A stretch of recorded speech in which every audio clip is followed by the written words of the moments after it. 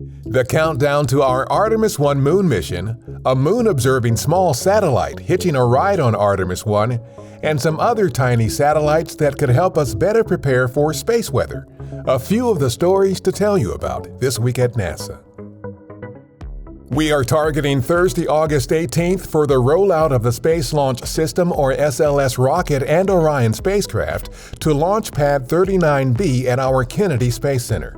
We will provide a live stream of the move on the NASA Kennedy YouTube channel. The SLS and Orion are targeted for a no earlier than Monday, August 29th liftoff on the uncrewed Artemis I test flight around the Moon and back.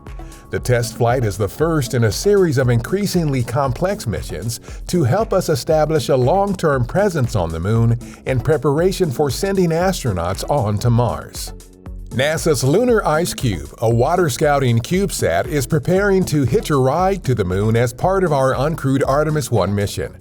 The small lunar orbiting satellite will use a spectrometer to investigate lunar ice on the surface of the Moon.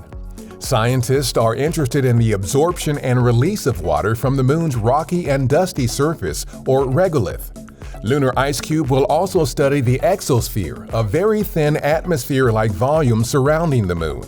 By understanding the dynamics of water and other substances on the Moon, scientists will be able to predict seasonal changes for lunar ice that could impact its use as a resource in the future. The first of 6 toaster-sized satellites for our Sun Radio Interferometer Space Experiment, or SUNRISE, has been completed.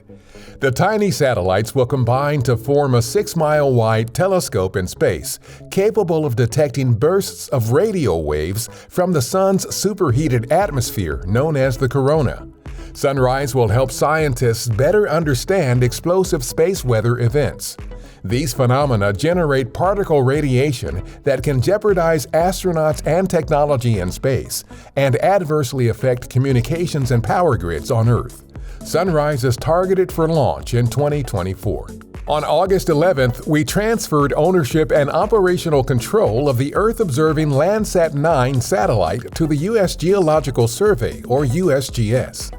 LANDSAT 9 is the most recent in the LANDSAT series of remote sensing satellites, which provide global coverage of landscape changes on our home planet. The LANDSAT program, a joint effort between NASA and the USGS, recently marked 50 years of continuous service observing Earth from space. Seeing Earth from space with your own eyes is a unique experience. But this recently released ultra-high-definition video might just be the next best thing. Imagery in the video was captured between April and October 2021 during the Expedition 65 crew's time aboard the International Space Station. Check it out for yourself and download if you like at go.nasa.gov/EarthViews4K. A quick note about an upcoming change for NASA television. NASA TV programming on Galaxy 13 domestic satellite is moving from Transponder 11 to Transponder 15. Currently, both transponders are active, but distribution of NASA TV programming on Transponder 11 will end on Monday, August 29th. For complete details, please visit go.nasa.gov/transponder. That's what's up this week at NASA. For more on these and other stories, follow us on the web at nasa.gov/twan.